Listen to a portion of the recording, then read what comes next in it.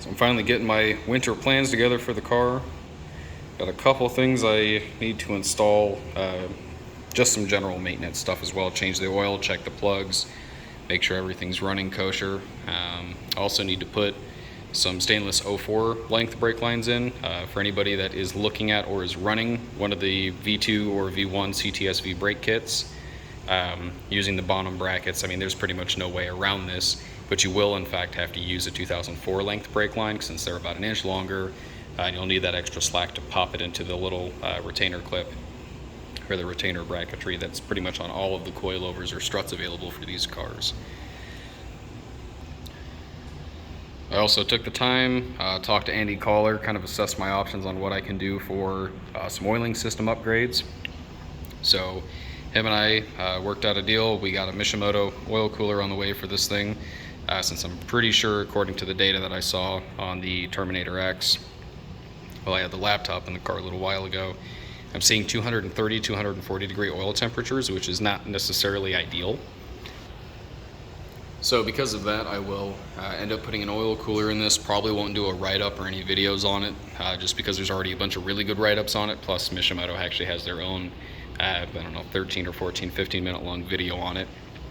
But while the front end of the motor is apart, while I also install the auxiliary belt drive so that way I can run more boost and a big lower pulley, I'm also going to take the chance to put an improved racing oil pan baffle in it. I did some research, and if you actually look back through the original GM documentation for these cars, it states 5.5 quarts for the oil change and a filter. And the 05, 06 cars especially, some 04s did also have this issue, especially the LS2s, because of the PCV baffle instead of an actual valve. A lot of them would huff oil, and then you would get oil starvation and spin bearings, but that's more of an issue based off of the pan design. But GM actually did release a technical service bulletin talking about this, and that you were supposed to put 6.5 quarts in to help alleviate the issue. I do currently run 6.5 quarts, but I'm also 99% sure that I'm literally on the limit of what the stock pan baffle is capable of.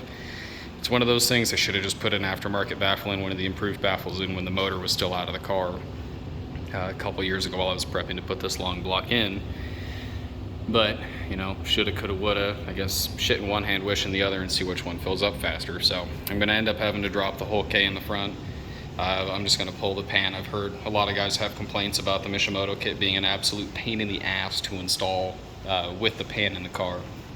So I'm just going to bust out the hoist and get everything mounted up at least to the pan all at one time. I also need to replace the front seal for the pulley, the lower pulley, just because it's weeping a little bit. Not too much, but it's just enough to annoy me, and you know, it's not right in my eyes, so I'm going to end up changing that out this winter too. But aside from that, I don't really have a whole lot of plans this winter for it.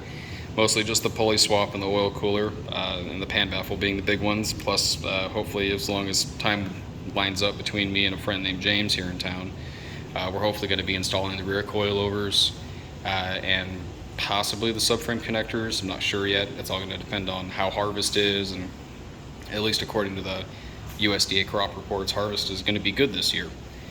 So who knows, maybe I'll get some other stuff for it. But the paint work and the body work for the intake, the SAP side skirts, getting the front fenders and the bumper sprayed and the new bracketry put up, that's probably going to wait until next year, since, you know, the adult responsibilities, paying bills, mortgage, all of the normal, not fun bullshit has kind of taken away from the play money, and I'm just trying to be judicious about, you know, finances and making smart moves. I'm not in any rush. I would rather not be in an enormous pile of debt and have the car just kind of stay the way it is than try and cram modifications onto it in a very short timeline. So I guess I'm just gonna play it safe and see what happens this winter, but at least there will be a small handful of projects to do. So that's pretty much gonna be it for now. Hopefully I'll see some guys out for the Hot Rod Power Tour when they stop here in Champaign, Illinois on this upcoming Friday afternoon into the evening.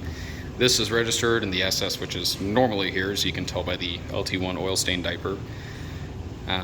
Those are both registered, so I will be there. So if you see the car, try and walk around and find me. I'll be wearing a disgusting dark gray black, well, formerly black, LTX hat. Yes, I know I need to wash it, but yeah, if you see that hat walking around or smell it, then odds are I'm close, or I am wearing the hat. So come find me, and hopefully I'll see a lot of GTOs out there.